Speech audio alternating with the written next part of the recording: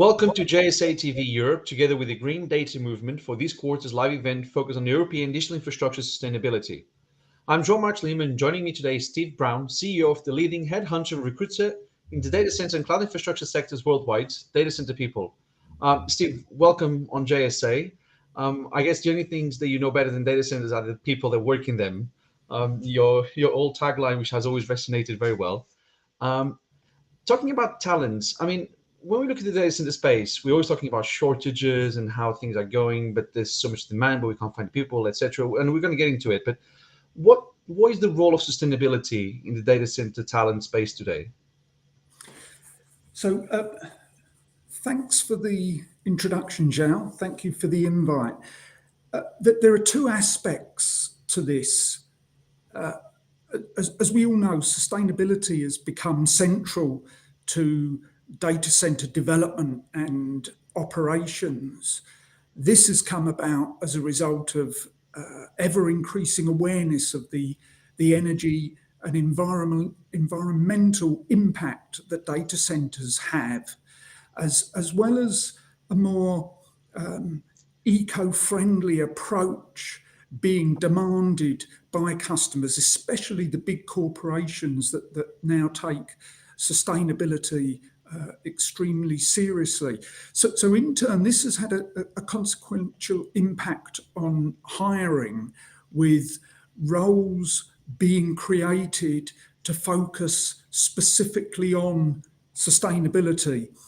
We, as a headhunter and recruiter, first saw sustainability being highlighted back in the mid-2010s, around 2014, 2015, we noticed it coming up initially in electrical and mechanical design type roles, where clients would, when we were discussing a search brief, would express to us a desire to hire engineering talent that had some exposure to sustainability practices in their design work. Now, things have developed at pace since then, and we are seeing roles dedicated specifically to the sustainability subject, because managing sustainability in a data center requires a lot of specialist expertise. So we've handled, in the last few years, we've handled searches around energy procurement, energy management, environmental compliance, and sustainability management, where the remit is to lead on the wider sustainability piece at organizational level. We're also seeing specialist roles being created, particularly by the larger operators, where those roles focus on very specific aspects of sustainability, such as heat export. With the smaller to medium-sized operators, then sustainability, particularly at the more senior level operational management roles, sustainability is a part of the responsibilities of the role. And the searches that we take on, we're being instructed to hunt for candidates that can take on a position where sustainability is a part of the role, and candidates that have experience around the sustainability piece. I'm also seeing sustainability coming up in other areas, such as sales and marketing. Just the other day, I was instructed by an operator client on a search for a head of sales, and the client made the comment that the person that they are hiring should have sufficient knowledge to be able to discuss topics such as heat reuse with prospective clients, particularly prospective hyperscale clients. So that's one angle to it. The other side of sustainability in hiring is about making hiring processes, hiring practices more sustainable. So we all know that there's a huge shortage of skilled data center talent. Across the industry, everyone is chasing the same people.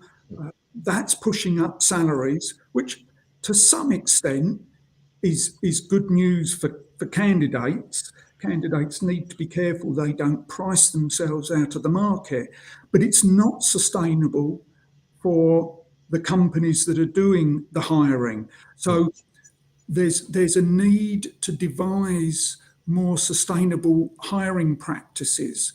There's a lot of talk now about bringing data center operations engineers in from other mission critical industries, not just the obvious ones such as the military, nuclear, or the offshore industries, but any industry where downtime can be caused by mechanical or electrical system failure. That's the place where we need to go hunting for the engineers that the data center industry needs. So resolving the skills shortage is a key to sustainability. To keep stealing from your competitors is not, it's just not sustainable.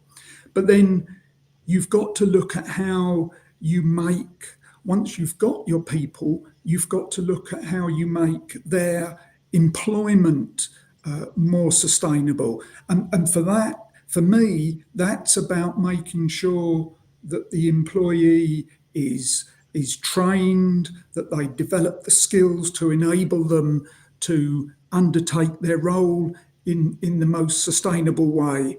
It's also about providing the job challenge, the satisfaction, the learning, the progression, all of the things that we look for as an integral part to enjoying our work. And that will make for a longer term opportunity for the individual. That will cut down on staff turnover, and in turn will make that the whole environment much more sustainable. Get all that right, and that's no mean feat.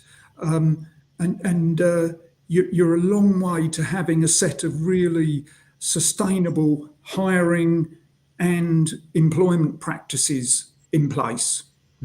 It is a combination of factors, which you described very well, from the pre-hiring to the hiring to the keeping the hire in the business. And I think your point around keep stealing from competitors, it's no longer sustainable. I think that's very true. And that's something that we're seeing a lot more, especially in newer markets where new companies are emerging from the ground up, where CEOs are literally people that used to work in energy companies or financial firms, or deal with energy from within a financial firm.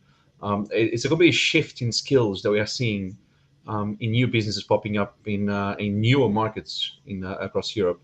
But before we go into those markets, because those markets are always very interesting, of course, we mentioned how sustainability is changing talent recruitment. But what would you say are still the main challenges within recruitment in the data center space today, in a more general term, not just within sustainability? That's an interesting question. We've noticed that in the past 15 to 18 months, the counter offers have become much more prevalent. So pre-COVID, you would see this at more senior levels, and we've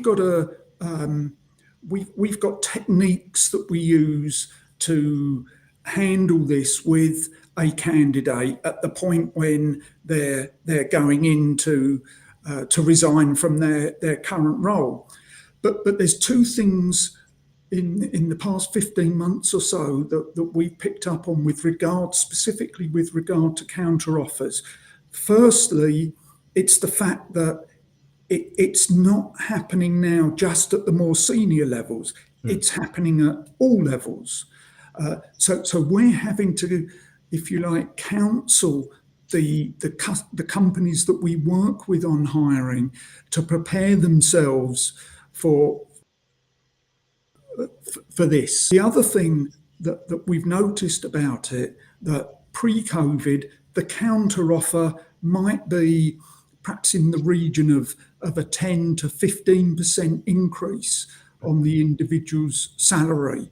Now it's gone higher, 20 to 25%, and depending on the level of individual, there can be sweeteners thrown in, such as equity, and that's making the hiring process a lot more challenging. That's really the number one, quite apart from all the issues around finding the talent in the first place and encouraging them to sit down at the table and engage in discussion about a new opportunity.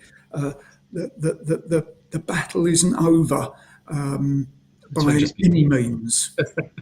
We are just at the beginning of this battle. Exactly. Yes.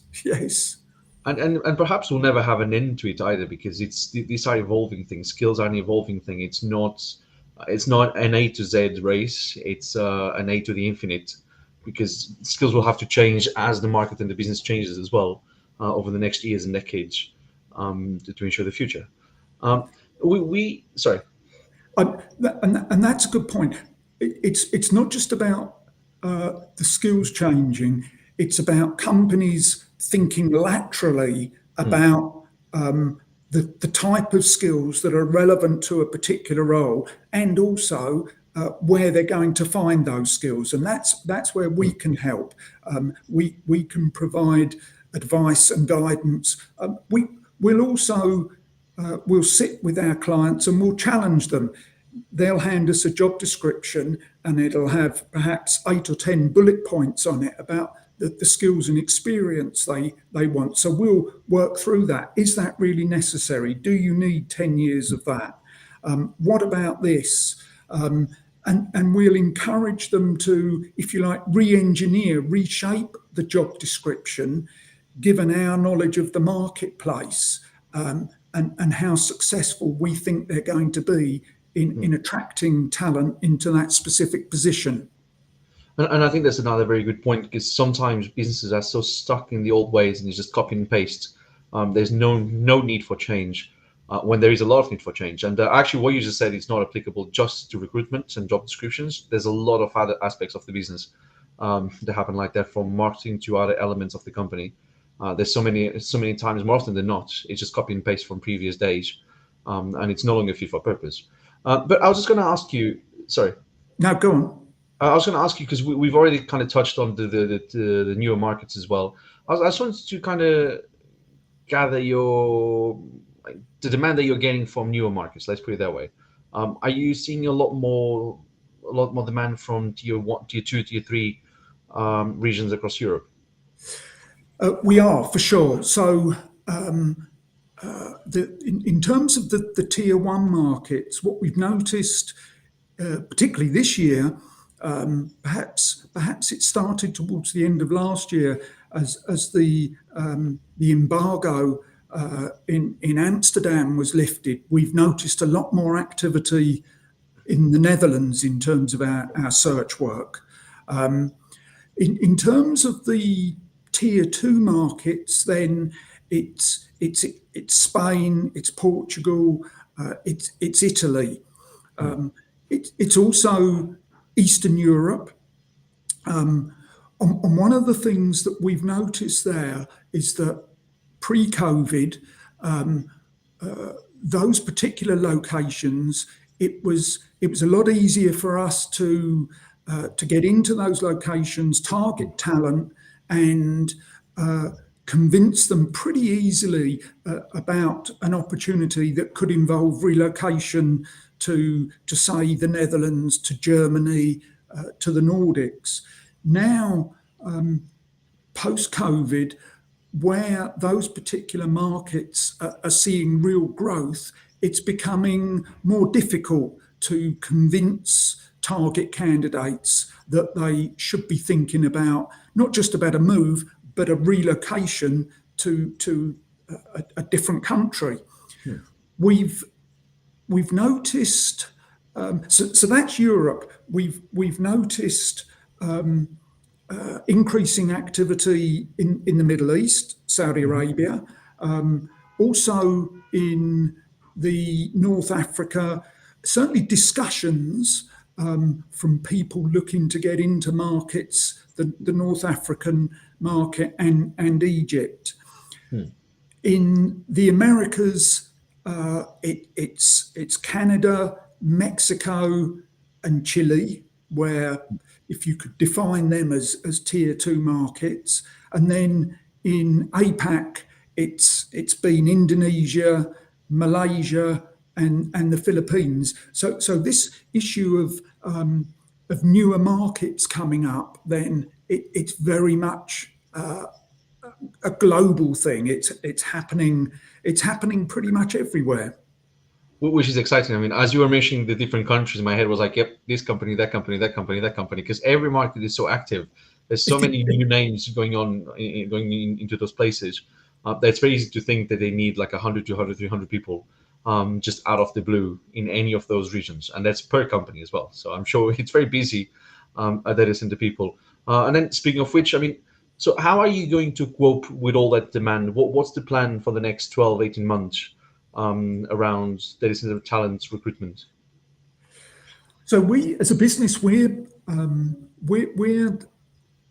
doing one of the things we're doing is investing in training to make sure that our recruitment research and delivery teams really understand the industry. That is.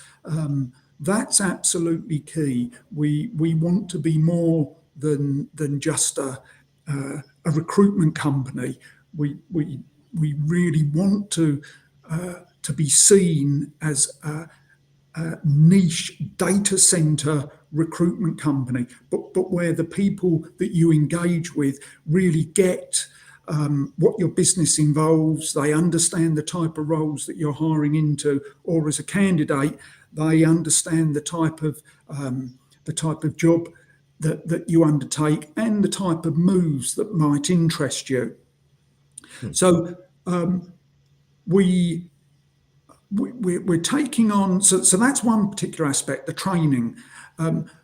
Most of our work is undertaken on an exclusive basis, and that means that there's pressure on us as a business to deliver, but it also means that for the client, we're able to utilize techniques that increase the likelihood of us getting these so-called passive candidates to the table to discuss opportunities, rather than becoming embroiled in a CV race, which is what happens when companies instruct multiple recruiters on a requirement. That actually doesn't benefit the hiring company, and it most certainly doesn't benefit the candidates. Yeah. So we're also, there's work going on. We've got planned over the next 12 to 18 months work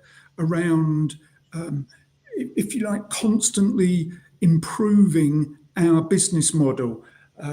Sir Dave Brailsford referred to it as marginal gains. That's something we're very much focused on, and it's about making sure that we've got the capability as a business to meet the demand for our services, and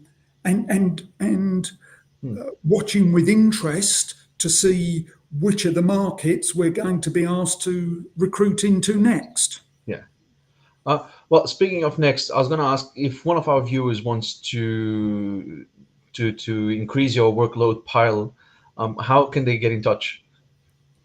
So through LinkedIn, otherwise datacenterpeople.com, or they can email me steve.brown@datacenterpeople.com. Okay, sounds good. Well, Steve, as always, it's a pleasure speaking to you. I think what's happening in the data center space as a whole is always very exciting to get through. But then when we go into niche areas of the sector like this one around recruitment and skills, which is so paramount to the success of the long-term success of the entire sector, I think it's always very interesting. So thank you so much for coming on board. As for you watching at home, thank you for tuning into JSA TV Live. Don't forget to check our social channels for more content. And until next time, happy networking. Thanks, Shao.